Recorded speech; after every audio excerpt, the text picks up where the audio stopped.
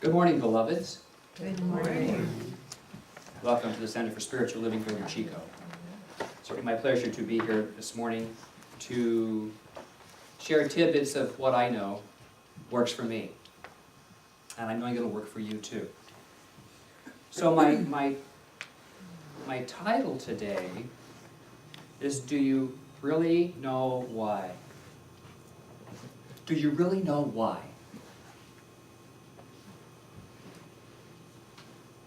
Next question. This is Inquisition. Why do we do what we do? Why do we do what we do? Well, this is an ever-pervasive inquiry in our culture. When someone says, "Hi, who are you?" You get a job. I'm from this state. I live here. You get everything around the truth of why you're here. When someone says, "Well, what do you do?" you might get, I have this job and it's for the money. I do it for the money. Or, my father and mother did it this way, or that way, and I just followed their footsteps. And it's not bad. It's all good. But why do we do anything a certain way? Is the bottom line question. Why do we do things a certain way? Because we believe it to be the way. We believe whatever has come before, by an example many times, is the way. We've learned it. We do it to please others. We do it because it's easy. We do it because I don't have to think too much about it. Just rolling along, roll along, roll along. Or I don't have to feel too deeply about trying to make a change, do something different. Change is miserable sometimes, isn't it? It's just miserable. And it can hurt. However, I know that in the misery, there is great evolution. Not that we have to suffer, but in a change of life, change of mind, change of direction, change of anything, there's a pull. There's an emotion many times.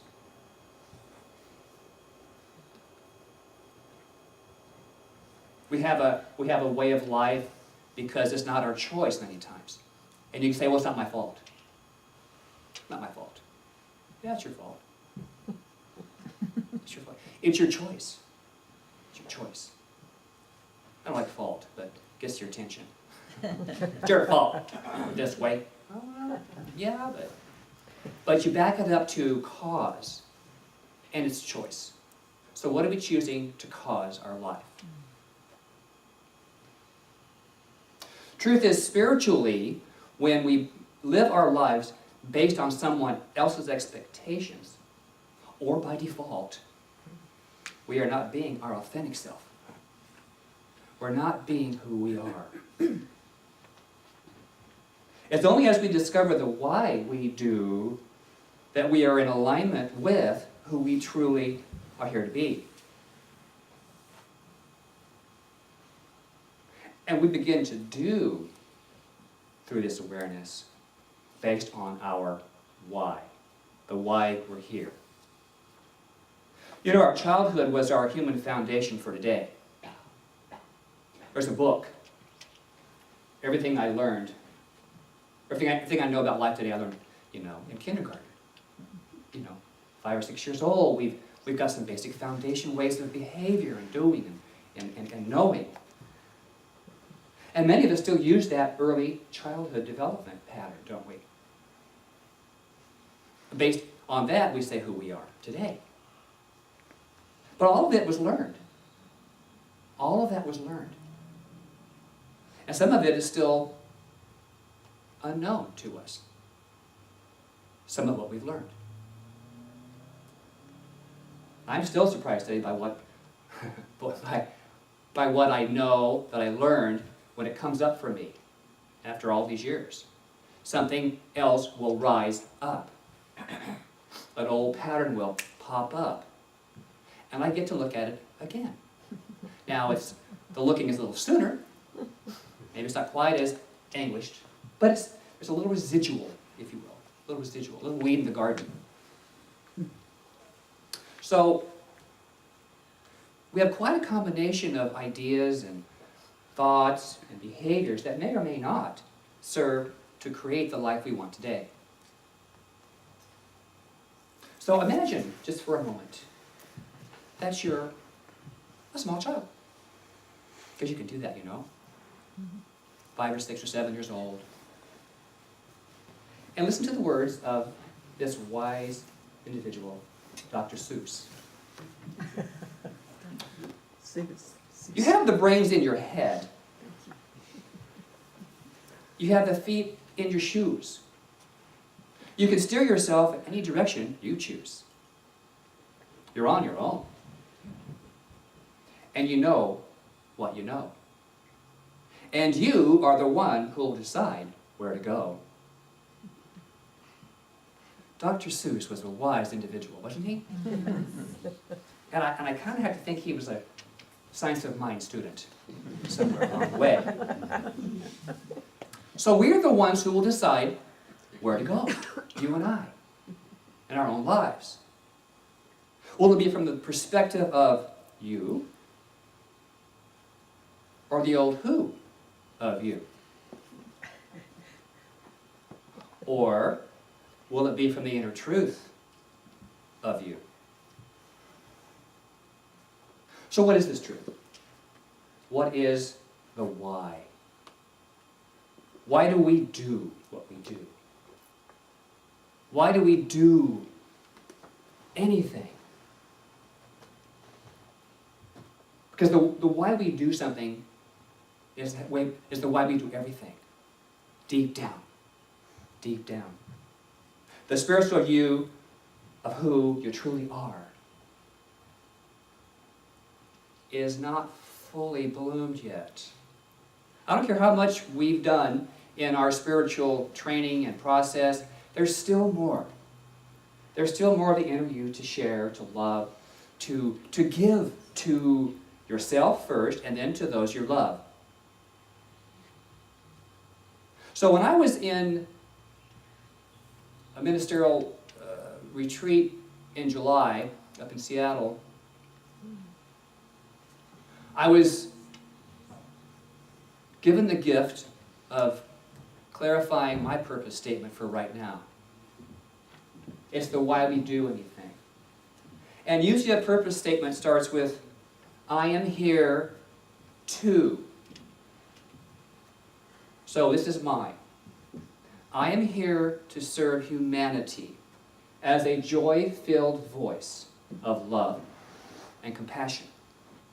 To embrace the spontaneous nature of spirit, and thereby celebrating the abundant life. The abundant life. That's mine. And so that's what I do every day. I say that. I am here too. And when we know that for ourselves, and you affirm that for yourself over and over and over, because we have to keep putting more of that into the change mechanism. Someone years ago told me that science of mind is like Chinese food. You're hungry in a couple hours, so you need it more often. But I know that it can be done. I know that the change can be done through the impress of thoughts in our mind. So today's lesson is why we do. Why we do. I have an acronym for why, don't you know? W is wonder, which keeps us in wisdom. Keeps us open to the wisdom. when we wonder about life. And then H moves us to H, the heart, being honest within ourselves. And the Y is saying yes to those inner yearnings of the heart. The yes to the yearnings. And so I did some other science of mind students like Ernest Holmes in addition to Dr. Seuss today. So Ernest Holmes tells us,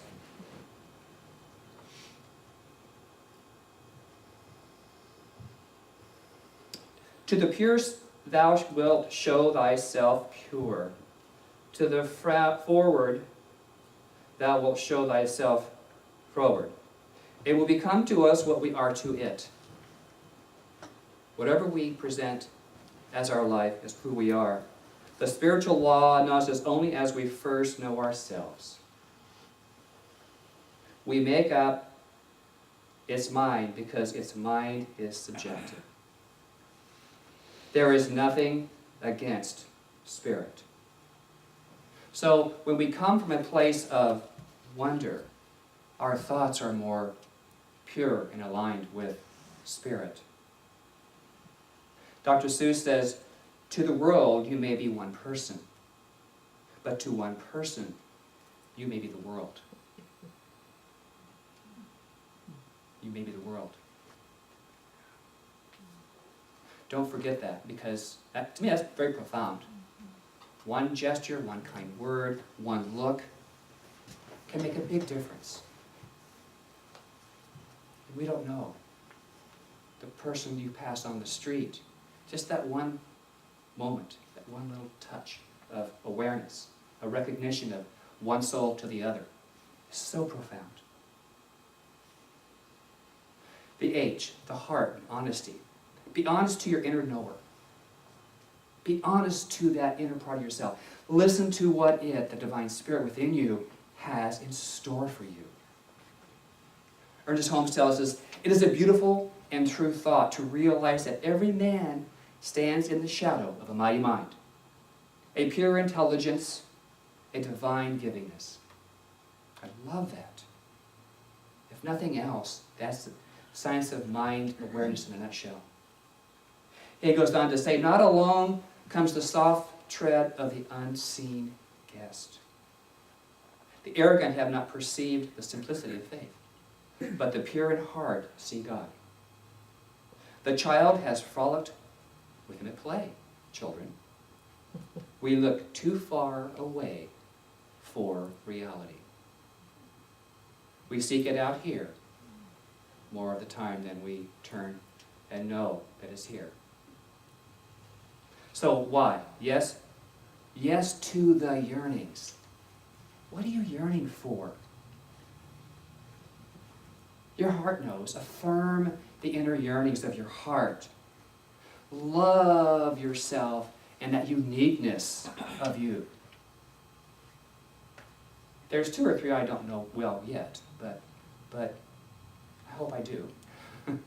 but I know a lot of your yearnings of your heart you shared with me, and I just find that so tender. And so I know we each have that unique yearning in our own souls and our own hearts. And the science of mind teaching is one of spiritual mind treatment. How many of you have done spiritual mind treatment in classes and so forth? It's affirmative prayer. It's not a beseech or a beg or a plead or, oh my God, give me that. Oh. If you do, I will. It's not a bargain. It's not a bargain. It's coming to an awareness of what is really true.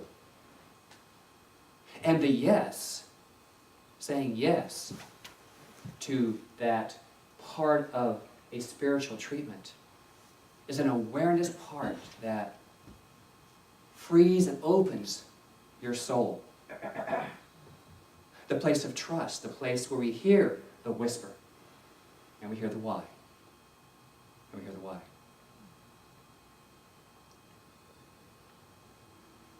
How many ever of you saw the old television show Doogie Howser?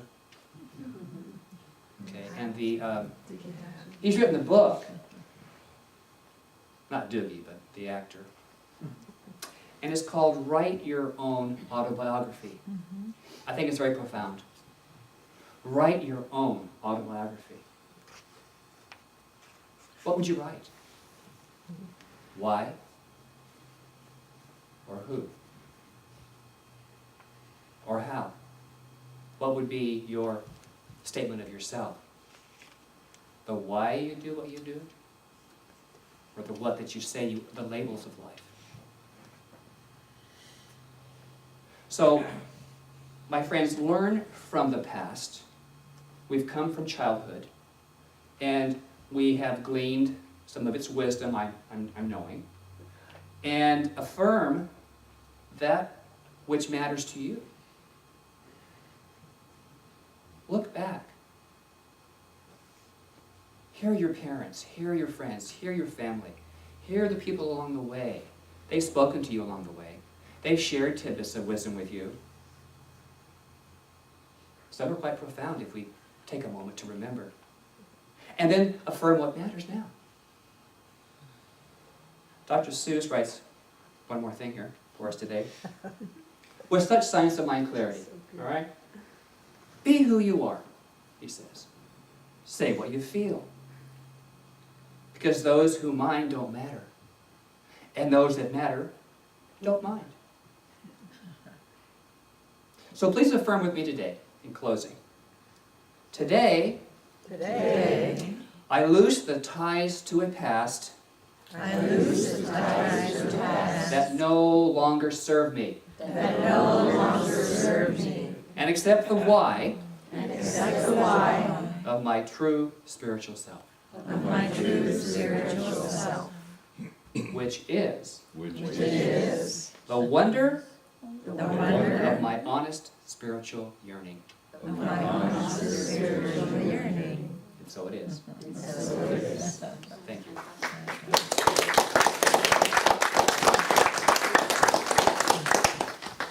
I would invite the ushers to come forward, please.